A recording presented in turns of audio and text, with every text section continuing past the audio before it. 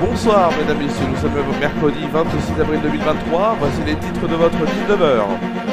Nous parlerons ce soir d'un fait divers. Nous avons appris hier la découverte d'un corps d'une fillette retrouvée dans un sac rembouillé dans les Vosges. Le suspect serait un adolescent, il a été interpellé. Tout ce que l'on sait dans cette affaire, dans cette édition. Aussi dans l'actualité, nous parlerons de Nantes avec l'IGPN qui a été saisi après une personne victime d'un tir de LBD a perdu un testicule. Nous parlerons bien sûr aussi dans cette édition, dans l'info locale, d'une bonne utilisation des eaux usées d'un site touristique qui alimente donc une réserve incendie en Ardèche. La Formule 1 Martinique avec un fait divers, une femme de 74 ans s'est noyée aux Antilles et on parlera bien sûr du temps qu'il fera demain et aussi des éphémérides de demain en fin d'édition.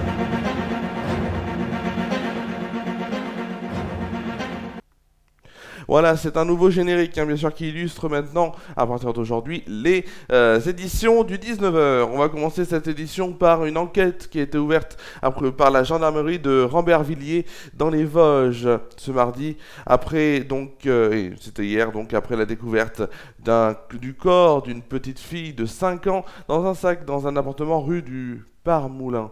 Alors, elle avait disparu dans l'après-midi, alors qu'elle jouait donc dans la rue, selon des témoins. La gendarmerie est sur place. Et donc elle était toujours sur place et le quartier est bien sûr bouclé. Un adolescent donc de 16 ans a été interpellé, il a été placé en garde à vue.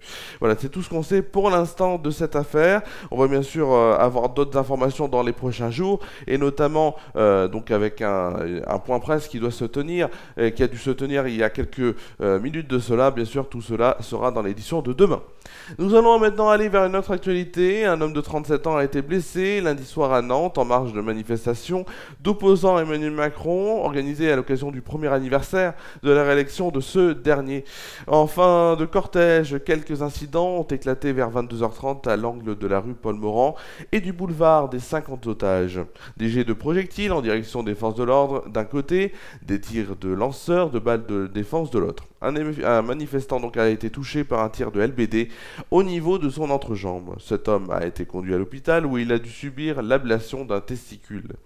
Le parquet de Nantes indique qu'une enquête a été ouverte et confiée à l'IGPN, c'est l'inspection générale de la police nationale, pour déterminer si ce tir a été réalisé dans des conditions régulières. Renaud Godel, qui est le procureur de la République de Nantes, précise aussi par ailleurs que le blessé a initialement été placé en garde à vue pour violence volontaire sur personne dépositaire de l'autorité publique, donc jet de projectile. Il a été remis en liberté dans l'attente de la poursuite des investigations. On va maintenant parler dans l'information locale d'une bonne initiative. Lave-vaisselle, lavabo, toilettes, le gaspillage c'est terminé. Désormais les eaux usées de la grotte de Saint-Marcel sont filtrées pour être réutilisées en cas d'incendie. Le site des grottes de Saint-Marcel d'Ardèche a repensé son réseau de traitement des eaux usées.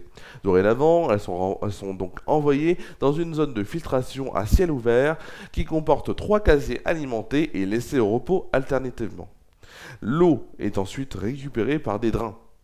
En complément, des roseaux vont être plantés dans les bassins.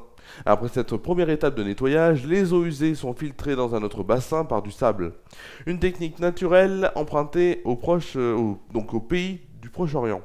Jérôme Laurent, le maire de la commune de Saint-Marcel, qui compte 2500 habitants, est fier du résultat. Il est pompier professionnel, donc c'est son métier qui l'a poussé à mener à bien cette réflexion.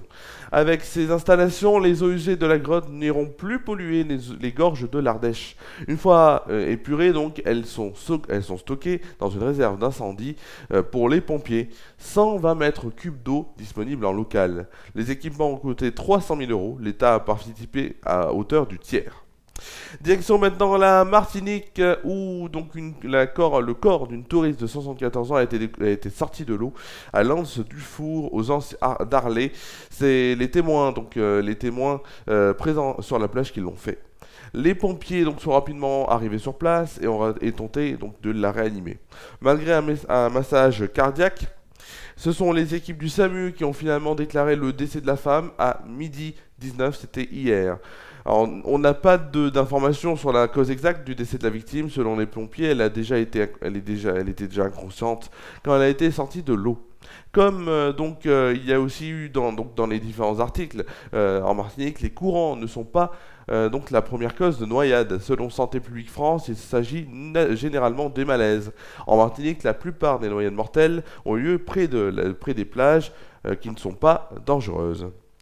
On va tout de suite passer donc à la météo, bien sûr. Le temps qu'il fera demain, c'est tout de suite la météo. Déjà, on commencera par Tournon et ensuite par la France métropolitaine.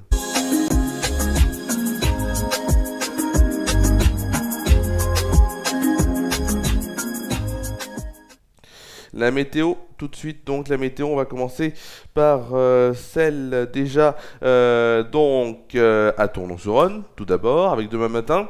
Demain matin, sur Tournon-sur-Rhône au programme, des éclaircies nous accompagneront au réveil pour une température de 13 degrés de moyenne.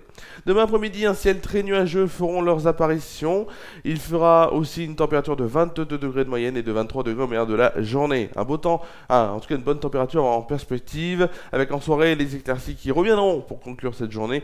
Il fera 18 degrés de moyenne. On va tout de suite aller donc en France métropolitaine avec demain matin, la matinée sera assez agréable dans l'est, tandis qu'une nouvelle faible perturbation apporte la grisaille et de petites pluies à l'ouest. Les températures, il fera 4 degrés pour Lille, il fera 7 degrés à Troyes, Cherbourg, Rouen et Orléans, il fera 9 degrés à Paris, Bourges, Lyon et Aurillac, 11 degrés pour Brest et Limoges, 13 degrés à La Rochelle, Bordeaux et Biarritz.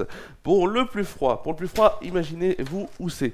Pour le plus froid, c'est à Charleville-Mézières où il fera 2 degrés, à l'inverse où il fera le plus chaud, ce sera à Perpignan avec une température de et Marseille et Montpellier aussi avec une température de 14 degrés. Pour demain après-midi, ce qui nous est prévu pour demain après-midi, donc quelques pluies arriveront sur la Bretagne et la Normandie dans l'après-midi. Partout ailleurs, les éclaircies dominent. Et donc le ciel est lumineux, température en hausse avec des pics de chaleur dans le sud-ouest. Les températures, il fera 14 degrés à Brest, 15 degrés pour Lille, Rouen et Rennes, 16 degrés à Charleville-Mézières, Orléans, Bourges et Nantes. Il fera pour aussi 16 degrés, donc je l'ai dit, 18 degrés à Paris, Troyes, Dijon, Aurillac et Nice, 19 degrés à Limoges, Lyon, Marseille et Ajaccio, 21 degrés pour Montélimar et Montpellier, et il fera aussi 23 degrés à Bordeaux et Biarritz. Pour le plus froid, il fera à Cherbourg la température de 13 degrés. Pour le plus chaud, 24 degrés pour les Toulousains.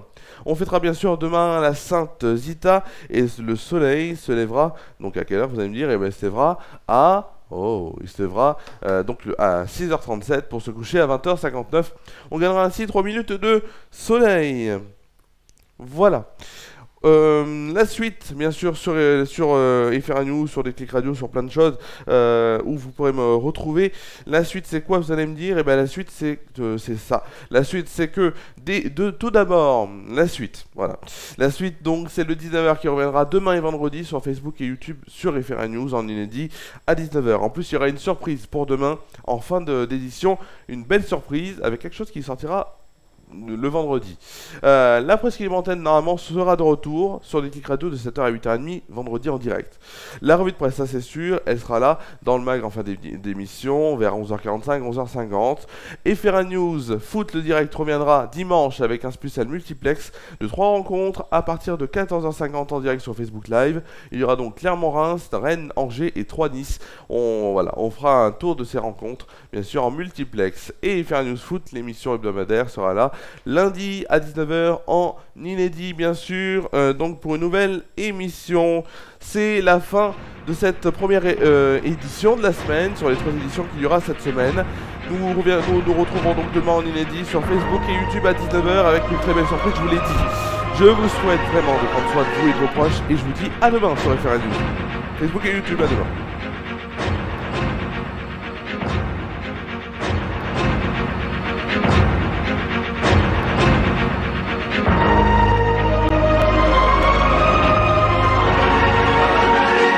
Toute l'information est à suivre lors du prochain JT.